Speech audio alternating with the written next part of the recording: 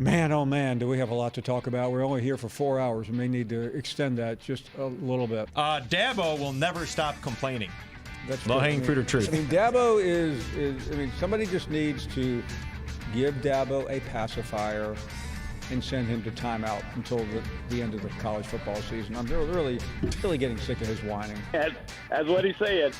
Well, Muschamp said it. And by the way, I want to thank my administration for so screwing up all the statements about my future that I'm able to slip in here for at least another year until the buyout goes down. Yeah, it just seems like poor journalism all around, not, double checking. Hannah, I mean, I know you're fairly new out of college, but poor journalism all around is the standard these days. Yeah. What do you do, Paul, for a situation like this then? Why does Auburn always seem like they screw it up?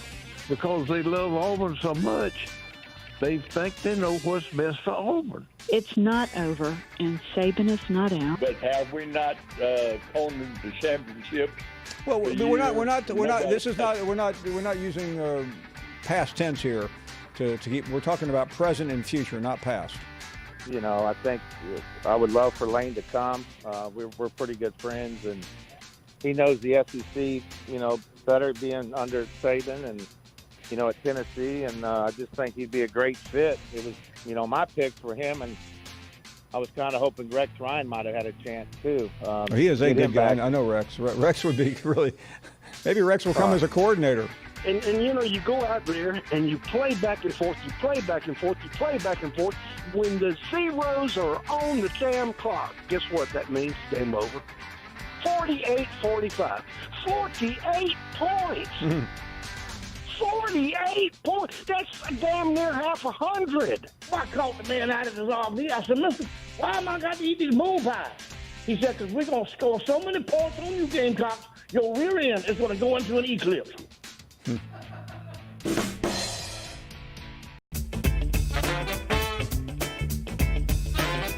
Welcome back. Glad you're here, and a lot to do in this hour. Hope to talk to Joe Burrow's dad, Jimmy, to find out how his son became the talk of college football that is coming up. We'll also head to Arkansas and see what's up with the Lane Train rumors. How about now we head out to the Northwest? Lee is in Seattle. Hey, Lee. Hey, Paul. Insecure bunch over at Clemson. That always been the case, or just recently? No, you're right. I loved the Stephen A. Smith interview. It was great. It's nice to see that side of him because he's amazing. They don't. Yeah. Couple of questions about Alabama. I just wanted to tell you really quickly. I tried to get a hold of you last Wednesday before Thanksgiving to wish you and your wife happy Thanksgiving, and to thank you for making a very unexpected, unforced retirement a little bit more tolerable, and college football, fun to watch again. So a little bit. Well, I'm really. Well, first of all, I wish you well in what you do next, but I appreciate the kind words. Yeah, absolutely. You certainly have done that. Couple questions. Saban wouldn't be where he is unless you were, brilliant at what he does. But has he ever explained, or he's got to know that the inconsistency and the change every year with all of his assistant coaches can't be good for his team. Has he ever explained anything about that? Explain why there's so much turnover. Is that right, Lee? Well, yeah. Because it's just as it seems that the consistency is there. It would be nice, I would think, for the players any recruiting, but he doesn't seem to care. And I'm just wondering if he's ever mentioned that, because I haven't heard it. Well, listen, you have to look at some of the factors. Kirby Smart was at Alabama for more than 10 years. So, there was a lot of consistency there. The offense has always been a little bit helter-skelter. But, sometimes there's not much you can do when a coach, he had Lane Kiffin, he got a coaching job. He replaced him with Steve Sarkisian. Sarkisian left a couple weeks later. Now he's back. You can only control certain things. Now, do I think Saban is an easy person to work for? No, I don't. But that's also part of the charm of Nick Saban, is that you go there knowing you are going to encounter a difficult ordeal. You hope to survive it, but you know that if you do, you will very likely get a great resume attribute, and you'll also have a great experience that should help you. Okay, so have the last couple years at the end of the season been a little more different then? Because it seems like he got rid of a lot of his staff last year, and he got rid of some of them. Some of them just walked out. Elko, I think it was Elko, the offensive coach, just said, "You know what? I don't want to be here anymore. I'm going to Miami." How'd that work out? So I mean, there's always going to be attrition. And part of it is he's a difficult person. Dabo Sweeney's had most of his staff intact now for a number of years.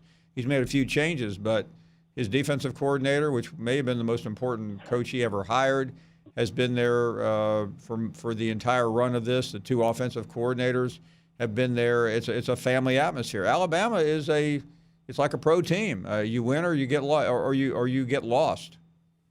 Right. Okay. Do you think he is, when he finally does retire, do you think he's going to go out with a winning season or a losing season? Because his personality would seem like I don't see him going. Excuse me, Dan Enos was the person's name, not Elko. I apologize. My brain is fried. I don't ever think Nick Saban is going to have a losing record. But what is considered a subpar season for Nick Saban? Well, 10-2 is considered subpar. If Nick Saban doesn't compete or play for the national championship or win the national championship, it seems like a failure. Now it may change. I mean, we've gone through playing for the national championship 5 straight years in the playoffs, 4 of those for the title. This year it's going to be really weird. So. Right. I mean, is Saban going to say all the same things, Lee, that he said last year that, quite frankly, didn't come true? I know fans want to say, well, if this hadn't happened or that hadn't happened. Everyone has injuries, Lee. Everyone in the college football goes through that. Yeah, absolutely. You said that, and it happens with a lot of teams I know, but that, whatever bowl they play in, they probably won't show up. And that just feels kind of like bad sportsmanship to me. I don't know. I don't know if it does to anybody else. Well, listen, it's not bad sportsmanship, Lee. It's the current state of college football with the transfer portal, with players saying, you know what? If I'm about to make a couple of $1 million or many, many millions of dollars, why am I going to get hurt playing in a game that, frankly, nobody cares about? And this is not the old days when bowl games were a reward and you cherished them. Bowl games are now just another exercise for the schools and the networks to make money. The players don't get very much out of it, and I'm on the side of the players. If I'm a number 1 draft choice or a first-round pick and you're telling me I'm going to play Memphis in the Cotton Bowl, I'm saying thanks, but no thanks. I completely agree, and have for a while. I got the impression though that Nick Saban just isn't going to be very happy about showing up. That's, I guess, where. But you know what, Lee? I mean, Nick. You don't want Nick Saban trashing you, but. Nick Saban was a pro coach. He understands what bowl games are all about, and it's just the reality of.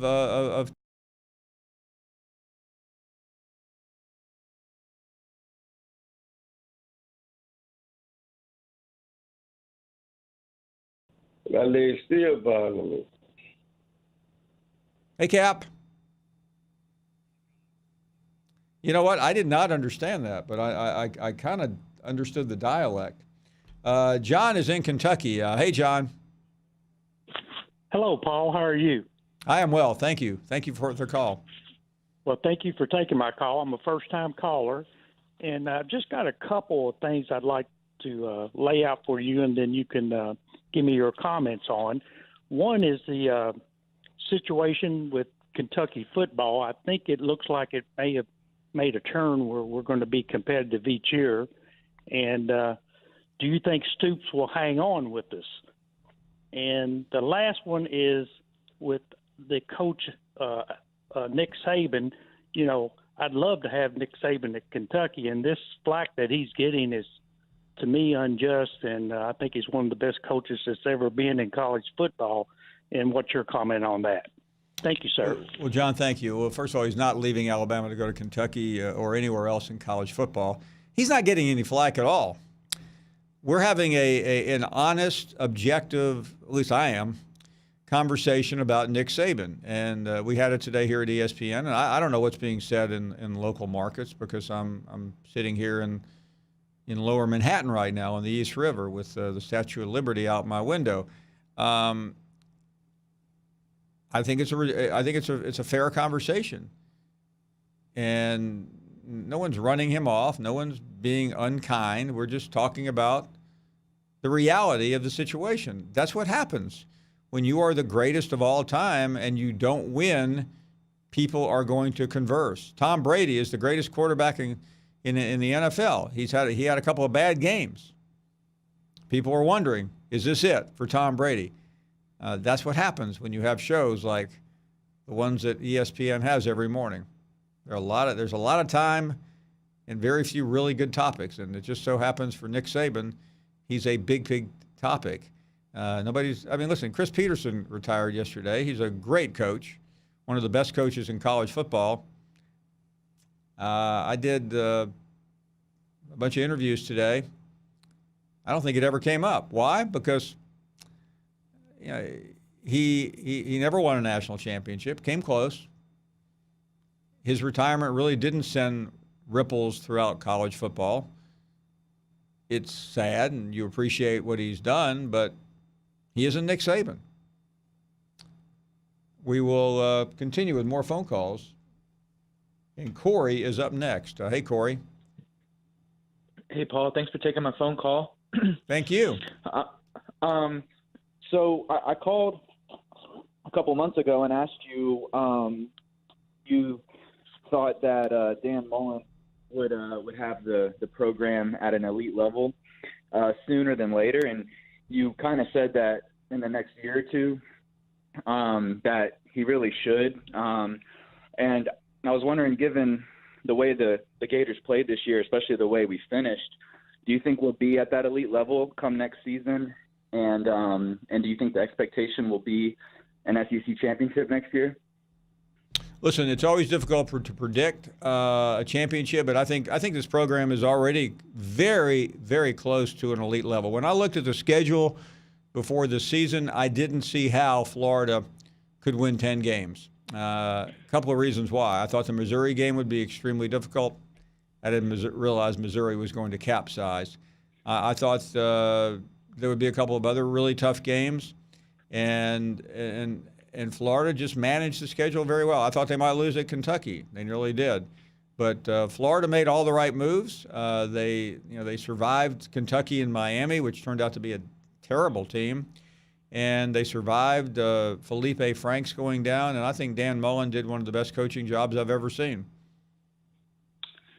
Thanks, Paul. And do you think, one more thing, do you think that, because I've heard you mention a couple times that if the playoff was expanded to, say, 8 games, that we would be a very dangerous team in the playoffs. Do you think that, because their only 2 losses were to Georgia and LSU, that because of that, and also with Auburn too, I mean, Auburn is obviously a great team. They have 3 losses, but 3 losses to very good teams. Do you think teams like us and Auburn give a good argument as to why the playoffs should be expanded? Absolutely. Listen, I think Auburn and Florida are in some ways similar teams. I think they're both hot. They both could make noise at least in the first half of the playoff. And Florida played Georgia really well, played LSU extraordinarily well. That was like a heavyweight fight until the end. So I have no doubt Florida could play with anyone in the country, and we know Auburn can. Thank you for the call. We're up against a break. More to come. We'll talk to the father of the Heisman Trophy favorite. We'll also go to Arkansas a little bit later on. Stephen A. Smith started our program off, and man, I hope you had a chance to either see it or get a chance to see it somehow a little bit later on. It was a classic 10 or 15 minutes right here. Started over the weekend. There were rumblings, as there always are, and it seemed as if the court of public opinion had turned against Matt Luke after the Egg Bowl and how hard the loss was for some Ole Miss fans with the circumstances of the unsportsmanlike conduct penalty and the missed PAT. And then Keith Carter, the athletic director, pretty much came out and said today that he felt as if the ceiling was met and there was too much fan apathy, and that even if Matt Luke started to turn it around and had 6 or 7 wins next year, he doesn't think that this program would generate the sort of excitement that he needs to run a successful program. So when that happens and when the win-loss record gets worse from year 1 to year 2 to year 3, you start to consider a coaching change. So didn't he, hold on a second. Didn't that guy you just quoted say last week everything was going well? Yeah, about 10 days ago, he said that Matt Luke was who they were going to be progressing forward with. So obviously something changed, and I asked him today directly what changed, and he pretty much said that it was a sense of he thought more about it and he changed his mind, which people are always entitled to change their mind, but really the only thing that's changed in the last 10 days is Ole Miss lost by 1 point because they missed an extra point that would have sent the game to overtime. There's no telling what would have happened if that game went to overtime or if Ole Miss had made any number of mistakes that they made disappear. But yeah, 10 days ago, Matt Luke was secure in his job, and now he is a free agent on the market. Keith came out and said directly that he has not taken any money from boosters for the buyout. So all the people who want to come in and say this was a money issue, it may have been, but the athletic department is maintaining that was not the case. What really happened is I think that fans have really, really not wanted Matt Luke to be here, and they've spoken with, not going to games and not sending in donations and all of that stuff. And what I hear as apathy is that Keith comes from a fundraising background. Ole Miss is at a point where it needs to generate some revenue, it needs to generate some excitement, and I don't think the Matt Luke era, no matter how quickly and how positive it looked that things were going to turn around, that wasn't generating the type of excitement the athletic department wants.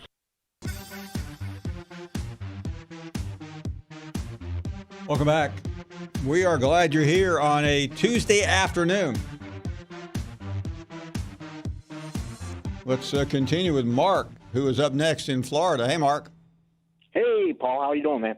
We're doing great. Thank you. Good, sir. Good. Hope you had a good holiday. It was fantastic. And, I didn't get a chance to offer my condolences to the Sullivans.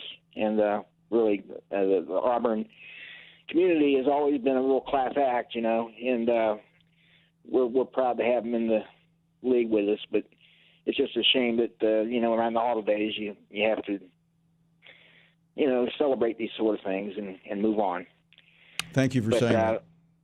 Our boy out there in the ACC who's so proud of the 9-1 record that Clemson has had, it's been accomplished, without being in the league. They haven't had to play 8 or 9 games a year in the league. And if he thinks he would just tap dance through the SEC East, he's wrong, because they'd have to get it up every week and not be playing the Sisters of the Poor and Virginia and God knows who else, Wake Forest, North Carolina. Oh, boy. I think that because they have been successful here and there, like a shotgun wedding, it's just, only good for effect. But you have to get in there and play every week. It's a different story. Yeah, I think your point is great, Mark. If you play in a bowl game, if you play in an early September game, it's one thing. But try doing what Auburn did. Play Georgia, play Alabama over a 2 or 3 week period. Exactly. Georgia finished the season with Auburn and Texas A&M. This is where it gets extremely difficult. A&M had to go to Georgia and LSU on back-to-back weekends. Could Clemson, just think about this for a second. Could Clemson have gone to Athens and Baton Rouge back-to-back and won both games? I'm here to tell you they wouldn't have won either game. Yeah, and they wouldn't have done well early in the season when that kid was having such a tough time. and they were barely they beat North I Carolina. mean, they barely beat North Carolina. I mean, they had to stop yeah. a 2-point conversion. So, I mean, I don't really want to hear that. Exactly. Thanks, Paul. Thank you. Nice of you to call. Really do appreciate it. Let's talk to Philip, who is in Knoxville. How you doing, Paul? Hey, Philip. Good evening. I hope you're feeling better. I am. Thank you. I wanted to ask you a couple questions. What do you think about them Volunteers coming from where they started to 7 games they've won, and what bowl do you think they're going to go to? And we owe it to them wide receivers that we had, Palmer, Jennings, and Callaway. They're going to be missed this year, but most of all, they have the things where they give out trophies, and I think they ought to give the Heisman Commentator Award because you deserve it for what you have to put up with on your show with all these people. And one last comment the guy made about Clemson, Dabo Sweeney saying they don't play nobody, and the guy over there said that they ought to play in the SEC, they would win every game. Well, we invite him in, but I believe it would be a different story on what he says. But I'll hang up and listen to your comments. Paul, I hope you get to feeling better. Thank you very, very much. Great to have you on. Cat Daddy is up next. Mr. Finebaum, you Cat. have got to stop talking about Dabo Sweeney. He is playing ESPN media like a fine violin. He's got y'all saying just what he wants to say to get his players on Jackson. So I guess you heard what Dabo said today, huh? I heard what he said, but he's doing that. He's baiting you. That's how Dabo is. I thought he was pretty kind, really. He talked about how good I was at my job. It's more than I get from coaches in the SEC. Well, you are good at your job. Dabo, I was right about that. I mean, you get paid to do what you do, and you do a good job at it. But y'all got to hush up by Clemson and tell them that they couldn't beat them in there if they come to the SEC, because y'all just fired them boys up, making them mad, and they feel like they're against the world again. And I don't want to see them winning no national championship for the third time. Well, you better get prepared. Well, Mr. Finebaum, that climate change is going to kill us in 8 years. We ain't got but 8 years left to beat that gum Clemson. How's everything going with Coach Muschamp? He fired a bunch of his folks around him, letting them loose, and people down here at the liquor store, they just shaking their head watching the boy down there at Ole Miss get gone, and Missouri lets their coach go, and we keep eyes. People around here just don't know what to think. They in what I would call a funk. Well, listen, you've always heard the saying, it's always darkest right before dawn. Yeah, that's what my mama said before I was born. Yeah, she was right. Cat Daddy, thank you. We'll talk to the father of Joe Burrow. Really good to have a press conference today. What a great night, Tiger Stadium. I want to thank all the fans from the Tiger Walk all the way to the end of the stadium. What a great night for our 15 seniors. They did a tremendous job of sending them off the right way. I said this before, I do believe our fans were the difference in our season this year. Getting to play Florida at home, getting to play Auburn at home, those guys were the difference in some tight ball games, and I really, really appreciate our fans in Tiger Stadium on Saturday night.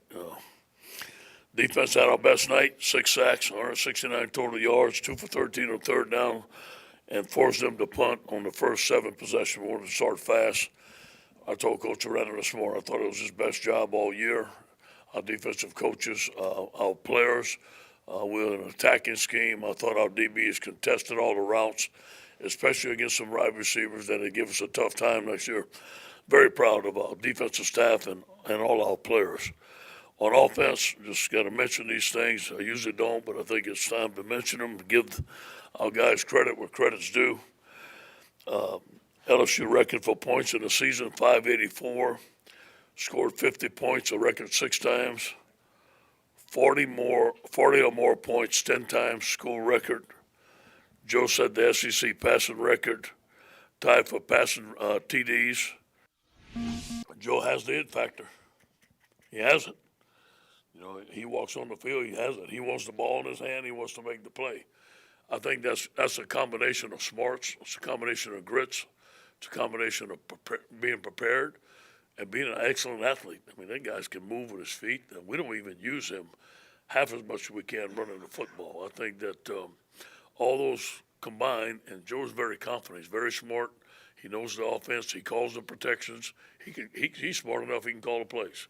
He has a great relationship with his receivers. They can break routes. They can break plays. So all those things combined gives him. It's like playing in the backyard to him.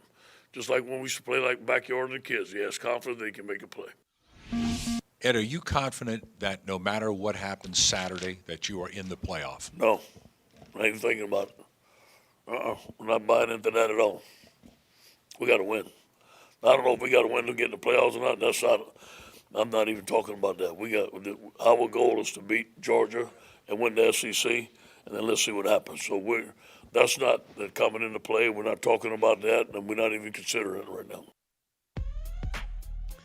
We are just so excited to talk to our next guest, Jimmy Burrow, the father of Joe, a legendary defensive coach at many, many schools, and last one at Ohio U, and just a fascinating part of the Joe Burrow story. Coach Burrow, thank you so much for being a part of the program. Good afternoon. Well, good afternoon to you guys. Thanks for having me on. Well, we are delighted, and first of all, congratulations. I know that you dreamed one day of seeing your son compete and be well and do whatever he is capable of doing. But in your wildest dreams, did you ever expect this? No, I did dream of him playing great football at the college level. But if I said I dreamed all these other things happening, that would be a lie. But unbelievable, just the whole thing that LSU, the team and Joe this year. I mean, I told somebody, I mean, you could write a fiction book about it and make all that up, but even then probably somebody wouldn't believe it. Yeah, as you may or may not know, ESPN is owned by Disney, but I know some people out in Burbank that might want to do this story. It is fairly unbelievable. Yeah, well, there's a lot of different parts of it too that seem to interest a lot of people, and I can see why. It's just a strange trip from Joe in Ohio to LSU, and I could see where it might make a pretty decent movie down the road. Well, Coach Burrow, I'm really interested because we know about recently, but I'd like to go back a little bit. I mean, you were a longtime coach, and your son, like a lot of coaches' sons, grow up, and often they follow their dad into football. At what point did you, as a very learned person of football, see the talent in young Joey Burrow? Well, it first started with really baseball and basketball. I could see that he was a good athlete, and then his body type for a good while growing up seemed to lend more to him playing basketball, and he was a all-state basketball player. But he started being a quarterback at third grade. By the sixth and seventh grade, they were spreading people out. They had two of his best friends were twins that are now starting tight ends at Ohio University.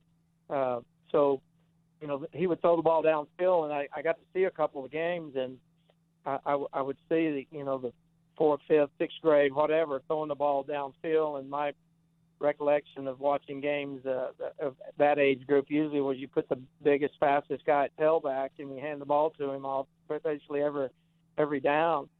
They were throwing the ball all over the place, and then by the time he got to sophomore, we were going to 707 camps with the high school team and just running up. I mean, basically scoring like they did at LSU. And I thought it looked like there was something special going on out there, and with Joe and really the rest of the team. I asked some people, was that normal? And they said, no, there's never been anything like what we're seeing in the 7-on-7. So it was a progression, but fairly early he was throwing the ball downfield and scrambling around at times and doing things that he does now, but just at the little league level.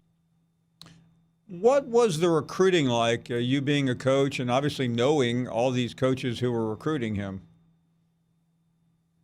Well, that was a process in itself. We were isolated here in Athens, Southeast Ohio, but being at Ohio University and all my connections, people started calling fairly early in the process. I mean, we took a lot of unofficial visits around the area, West Virginia, Cincinnati, Michigan State, Indiana, places like that. And so, by the time his junior year rolled around, and we were getting calls from basically all over the country. People were coming in to watch him throw. We set up 2 days a week, after his junior year, so that he wouldn't have to throw every day. People would come in, and so he had always, you probably seen some of the story. We always wanted him to go to Nebraska, and he always wanted to go to Nebraska, but we figured out that probably wasn't going to happen, and then one week Tennessee flew into the little airport here and watched Joe throw. Alabama flew in, and they were supposed to let us know something the next week, and then Coach Meyer called on, I think, the Monday of the following week, and it didn't take Joe had to let us know, and so he told Coach Meyer he had to call us, and then eventually Coach Meyer called me, and he said it took 8 minutes for him to commit. Is there something wrong or something? And I said, no, he just wanted to let his parents know before it hit the media that he was going to commit. But it was actually a fun process, probably more. That was a little more relaxing than say the transfer process, because he was making one of the more important decisions that he was ever going to make at that point. Listen, I mean, we see it all the time, competing for jobs in various situations. I mean, he was competing with some very elite quarterbacks. As a coach, when you watch this unfold, I mean, you're in a unique position, but you're also a dad. What was that like? Well, I always say that, when you're watching your son at whatever sport, you do look at it through dad goggles, and so it's clouded somewhat. And but I always thought, he was the best quarterback out there, even at Ohio State. But I was also realistic enough to know that I wasn't in there breaking down the film every day and grading the quarterbacks and seeing all the details that go into being a quarterback at say Ohio State. So I mean, I just knew that he was competing at a very high level. I mean, Coach Meyer kept us posted on his progress. I can remember early when we had a meeting to kind of go over Joe's progress. He told Joe that he expected him at some point to play at a Heisman Trophy level in order to be the quarterback at Ohio State, and it in a roundabout way he's doing that now. But I think Joe took that to heart that day too, and he knew that what was expected out of him, and but there was frustration too that he wasn't getting a chance to play. I mean, one of his best friends is J.T. Barrett, so never did Joe really think, hey, I should be out there and not JT. JT had done such an awesome job being the quarterback at Ohio State. But then, when JT left, and in Joe's mind, that was he was playing at a level that hopefully he would have been the guy. But it just, he broke his hand and set him back some, and the rest is pretty much history. So, I mean, listen, it has been discussed a lot, but I am interested in when it finally came down to it, how clear-cut was LSU? Well, it really wasn't. As a matter of fact, when we went to LSU, we thought Cincinnati was in the lead. We thought he was certainly that might be where he was going. He knew Luke Fickell, Joker Phillips was there, Mike Hartline, all guys that had been either on the staff as an analyst or GA or coach at Ohio State. I knew other people there on the staff. It was a real comfortable situation for him. 2.5 hours from Athens. Even when we were coming back from LSU, I thought that there had to be some ground made up somehow for Joe to choose LSU. But the more he thought about it, the more he came to grips with, hey, I want to play football at the highest level.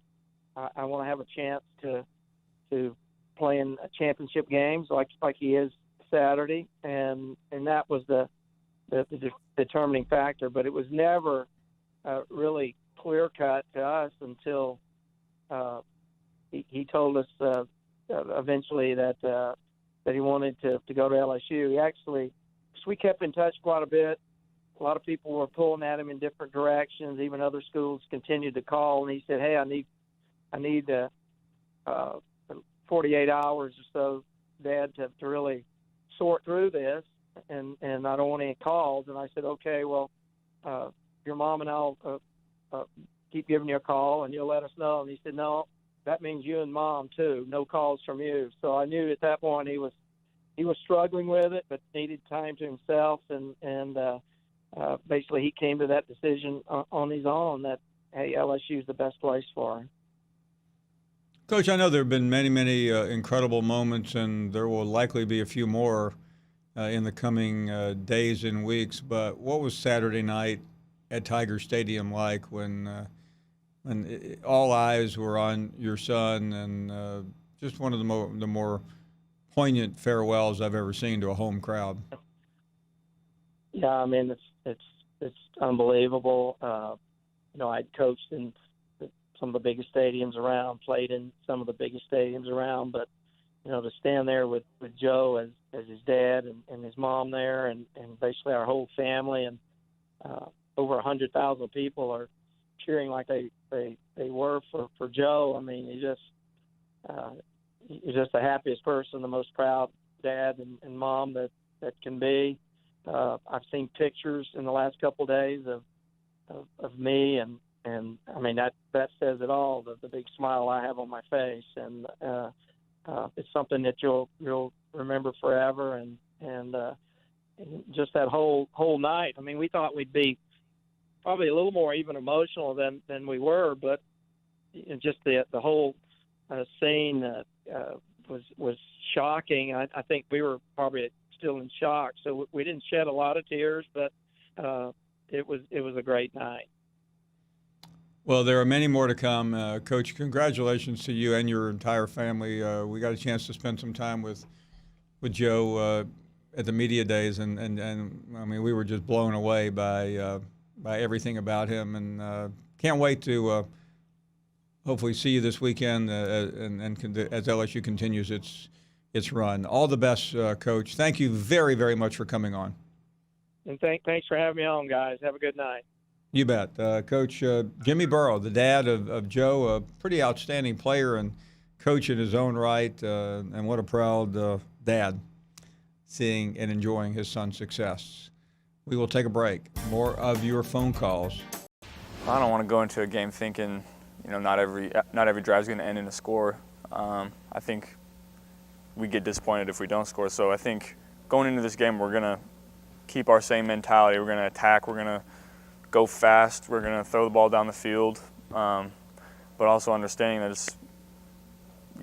this is one of the best defenses in the country. So you're going to have to take what the defense gives you and march the ball down the field. They're not going to give you anything easy.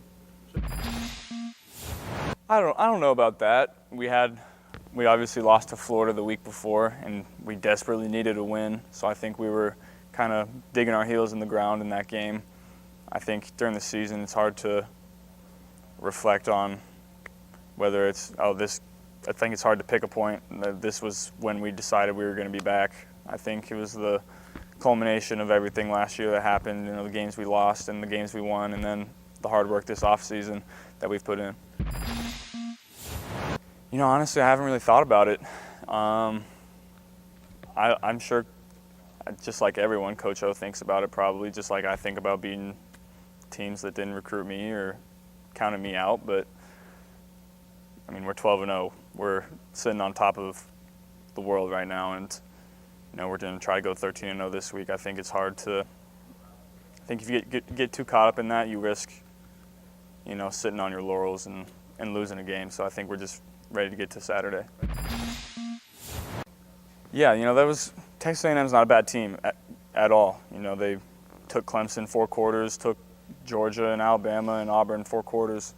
So that was a real complete game from us, apart from 2 or 3 series in the second half where they were able to get after us up front and stop us on offense. Our defense gave up 170 yards. That's unheard of, and that's back to what we expect from our defense. I think they're going to carry it over to Saturday. They had 2 different teams. They have 3 or 4 guys back on that defense, and the rest are new starters that are playing really, really well. And we're a new offense, same guys, but new offense and new scheme. So last year is last year. I'm sure they're going to want some revenge on us, but it's the SEC championship. I don't think you need any more motivation.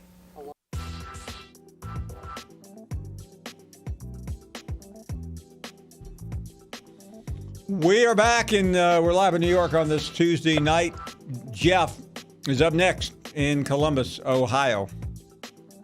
What's going on, Paul Finebaum? Jeff, we are doing fantastic. How are you? Man, what an incredible interview with Mr. Burrow there. You can just tell why people even up here in Ohio still have a great admiration for Joe and his family.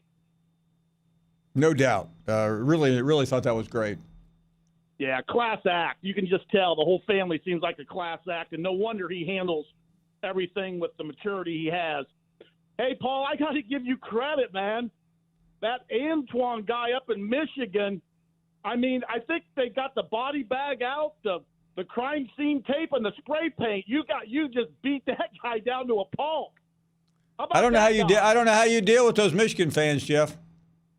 Hey, I tell you what, I've been telling you, Paul, they're as delusional as Tennessee and South Carolina fans. You know what it's like dealing with those guys down there. We got to deal with these. Hey, Antoine, if you're still listening, I got something to tell you. The most recent victory you've had over Ohio State is when Luke Fickell was the interim coach. 1 year later, Urban Meyer steps in, and in his first year, because he's an elite coach, he went undefeated and beat your Michigan Wolverines, and we haven't lost since. The blame up there needs to go to the athletic director who made these hires before Harbaugh and ran that program into the ground, while down here we were hiring Jim Tressel, Urban Meyer, and now Ryan Day. There's the difference. Don't you agree, Paul? I do agree. And listen, Harbaugh did not inherit a great situation. I think 5 years in, he ought to have his own program, but maybe even he's Jim. The lead coach. He should do it in 2 or 3 years. There's no question in my mind. Jim Harbaugh, Jimbo Fisher, and Muschamp are the 3 most disappointing overpaid coaches in the country. And all of them better get their act together quick or they're going to be gone. Don't you agree? Well, I do, because there's no patience anymore. I was talking to a coach the other day about a job, and I said, the expectations are so low. He said, it doesn't matter. If you don't win in 2 or 3 years, you're going to get fired no matter where you go. And my case in point is Chad Morris at Arkansas. Right. I get why it's a tough call for Michigan, being Harbaugh's their boy, quarterback and all that. But I tell you what, and the other thing is just the way he treats people. You know what I mean? Between the media and the media ought to be coming down on him hard. If they're not, they're just, they're scared of him, and I don't get it. But hey, I tell you what, I got to admit, that Iron Bowl was unbelievable. I know Bama fans aren't into moral victories, but tell you what they do, lose 2 games by 6 points, and 2 incredible games. That Iron Bowl, right after the Ohio State-Michigan game, we had people over, and everybody was locked in to that Iron Bowl just as we were locked in, because it was an exciting game, and it's just amazing the different plays that happened in that ball game. But I tell you what, Paul, there's no doubt you got a sense of the pulse down there in the SEC. But I got to give you a little bit of grief tonight.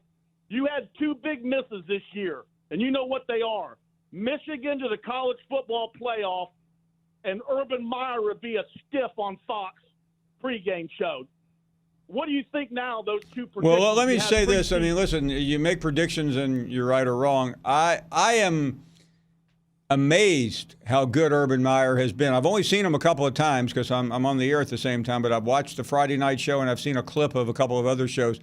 He's carrying that show, and that show right now, well, you know what it's doing. It's creating enormous buzz, which is not easy to do when you consider the competition.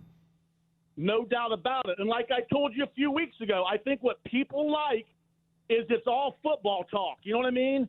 And Urban is carrying that show because he's breaking it down, and it's kind of interesting. I mean, it's hey, Jeff, you don't hear me. You don't hear me.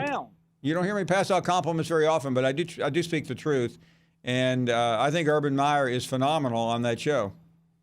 Yeah, and I tell you what, I knew he'd be good, and that's why I told you that, because when I saw him and Saban together at that national championship game, I forget what year, but you remember what I'm talking about? Yeah, no, I remember. When they were on the pregame, they were phenomenal together. I think it was 2010. It was 2010. Yeah. Well, I don't remember the exact year. All I remember is how good they were together. But anyway, I just wanted to bring that up because I still don't understand why people jumped on the Michigan bandwagon the first of the year. I didn't see what they got, what they had coming back that was worth jumping on their bandwagon. And there they are, back in third place in the east side of the division. Well, the main reason, Jeff, the main reason was a new coach in the game in Ann Arbor, and neither one of them worked out to Jim's advantage. We have an hour to go. We hope you'll stick around.